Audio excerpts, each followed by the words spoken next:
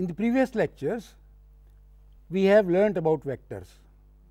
We have seen how two vectors can be added, how one vector can be subtracted from another vector, and how two vectors can be multiplied. I hope you have understood all this, because now we are in a position to use the vector algebra in mechanics.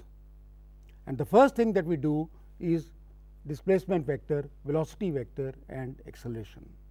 Suppose you are at the point A, whose position is given by this vector A from the origin to the point where we are located. This is vector A. So, our position vector is A. After some time, suppose we reach the position vector B, then the difference between B and A is known as the displacement vector. We were at A, after some time we reach at B, where both A vector and B vector are our positions with respect to a certain coordinate system. Then the difference between B and A, between the final position and the initial position, is the displacement vector B minus A. So, the displacement vector denoted by capital S is equal to vector B minus vector A. It is called displacement vector or simply displacement, but you must remember that it is a vector. Notice that we have not said anything about the path that might be taken between the position A and position B. In fact, if you started at point A, took all kinds of curves and paths and came back to point A, your displacement would be 0, because the difference between the final vector and initial vector is 0. So, your displacement would be 0. So, the path does not matter. What matters is the final position and the initial position, and the difference between these two positions is the displacement vector. That is what matters, not what path we take.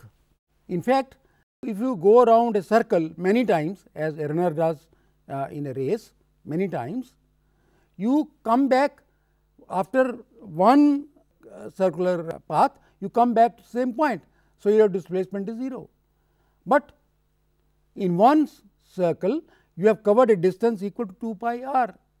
If you went n times round this circle and came back to the same point, your displacement will be 0, but the distance covered by you would be 2 pi r times n, the number of rotations that you take.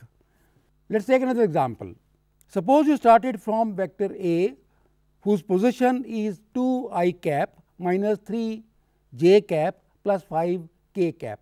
I hope you remember these friends, I cap, j cap, k cap. These are unit vectors along the x direction, along the y direction, and along the z direction. They are our friends, and do not forget them, you remember them always. And vector B is given by 3 I cap plus 5 j cap minus 4 k cap. What is your displacement? Your displacement would be the final position, that is B, minus the initial position, that is A, and therefore, delta S vector would be equal to this difference, and the result is it is 1 times I cap plus 8 times j cap minus 9 times k cap. And if from position A to position B, I have taken time delta t, small time delta t, then the rate of change would be delta S by delta t, and this is equal to the velocity. So, the velocity would be equal to displacement vector divided by delta S vector divided by delta t, and since delta S is a vector, V is also a vector. So, we come to the result that vector V is equal to delta S vector divided by delta t. Both sides you can check are vectors, as I have been emphasizing. If the equation is a vector equation, both sides must be vectors. So, let me write down again, vector V is equal to delta S vector divided by delta t, And here I have drawn a graph for you, displacement vector on one side and time on the other side. And if you remember your class 9 and 10 mathematics, you would remember that slope of this graph is the rate of change, and in this case the rate of change is of what? Of displacement with time. And how do you find that? You drop a perpendicular on the time axis and then draw a line along the x axis, and this is delta s, this is delta t. And if you take the ratio delta s by delta t, the ratio delta s by delta t, that is the slope of this graph, and delta s by delta t is our velocity. So, velocity is the rate of change of the displacement time graph. So, if we have a graph in which we have on the y axis displacement, on the x axis we have time, then the velocity is given by the slope of this graph. We could have taken smaller delta s and delta t, and we shall see this process, how this process leads us to the definition of instantaneous velocity. Now, for your exercise, there are two friends Naz and Simi, and these are their displacement graphs. This is for Naz, this is for Simi. Can you tell who among them is faster? Easy. Find out the slope, that is the rate of change. So, the slope of this graph of Naz is larger than the slope of this graph of Simi. So, therefore, Naz has higher velocity, because the rate of change along this graph is higher than the rate of change along this graph. So, simply looking at the graphs you can find out which one has larger velocity. In the last slide we used straight lines, but the displacement time graph is not always a straight line. It can be a curved line. This is not displacement time, but this is x y graph, and this is a curved graph, simply to inform you that the slope is changing now. How do you find the slope? At the point q, for example, draw tangent to the curve and then draw delta y and delta x, and delta y by delta x gives the slope at the point q. At the point p, the slope is given by this delta y by this delta x, and you can see that the slope at p is smaller than the slope at q, and if I took a point here, the slope at q would be smaller than the slope at this point. That means, the slope in this graph is increasing, slope is changing, that is important. Here again I show you another graph, but this time the slope is negative, but its magnitude is decreasing as the time increases. Here the slope is larger, here the slope is smaller. So, as the time progresses, the magnitude of the slope decreases. Let us use this in another graph. Here I have got a displacement time graph in which the displacement is decreasing with time along this curve. And what do we find? We find that the slope at this point is larger than the slope at this point. It would be larger than the slope at this point. That means, as time increases, the magnitude of the slope is decreasing, that is, the velocity of the object is decreasing as time increases. Let us take another graph, this time displacement time graph again, but in this case the displacement is increasing, and you can, as I have shown you in the earlier slide, the slope is now increasing. Let me remind you, the slope increasing as we move along this axis. Here the slope is increasing as we move along the time axis. That means, as the time increases, the slope increases, therefore, the rate of change also increases. That means, the velocity increases with time. Now, so far we have dealt with finite quantities, delta s although small, but finite, and delta t small but finite. And let us take the point p on this curve. If we want to find out the rate of change at p, I draw a tangent to the curve at the point p, then I take delta s by delta t. I can take smaller triangle delta s by delta t. If I want to find out at the point p, I will have to take a very small triangle, very small delta s and very small delta t.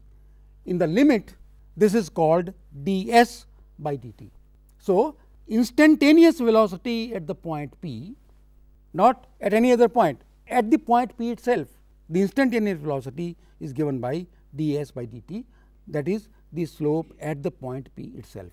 This is a limiting sort of exercise, and we get from v equal to delta s by delta t this important result that vector v is equal to derivative of the displacement s. So, if I want to find out the instantaneous velocity at any point, I simply take the derivative of s at that point. V at that point would be the derivative ds by dt. About derivatives, if occasion arises, I will tell you in later lectures. Usually we are interested in instantaneous velocity, as I have been saying, and then we get v equal to ds by dt. And as I have been saying earlier also, velocity is a vector, because both sides are vectors. So, on this side there is s vector, on this side there is velocity, it must be a vector, and therefore, it would be wrong to say that velocity of a bus is 5.0 meters per second. The correct way would be to say that the velocity of the bus is 5.0 meters per second in the north direction. Remember, vector needs both magnitude and direction for its description. In ordinary life, we do not use velocity very much. In ordinary life, we are used to term speed. And what is speed? In the earlier graph, I showed you that the path for the displacement path does not matter, but if we measured the length along the path and denoted by small s, then the speed would be the total distance travelled divided by the total time taken, that is s by t, and s by t is the average speed, because we have not taken smaller amounts, we have taken the total distance travelled and divided by the total time taken. If we took small distance and small time, then we will get instant speed ds by dt, where the small s denotes the distance travelled. And you can see ds is not a vector, it is a scalar, it is the distance travelled, length covered, and therefore, speed is a scalar. Velocity is a vector, speed is a scalar. What is the relation between these two? It is very important, because many times students are confused. Suppose we are moving along this curve, an object is moving along this curve. We take 2 points very close together. Of course, I will show you them a little apart, I cannot take them very close because you will not be able to see, but imagine these points A and B are very close together, very near each other. Then the displacement between A and B would be equal to the distance between A and B.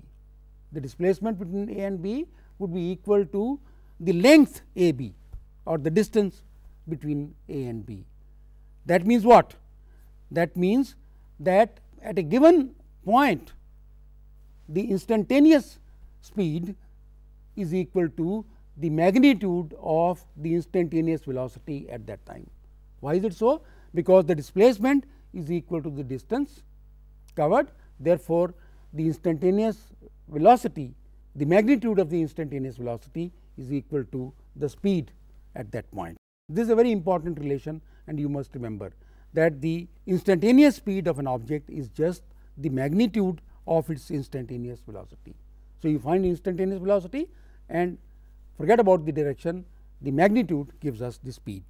Let me repeat this graph again between displacement and time, where the rate of change is increasing upwards, that means the velocity is increasing with time. When velocity increases with time, it means it is not uniform. If the velocity is not uniform, it means that the motion is accelerated. It is obvious that some force must be acting, because if there is no force acting, then the velocity cannot change. So, if the velocity is changing, the motion is accelerated, and obviously some force must be acting on it.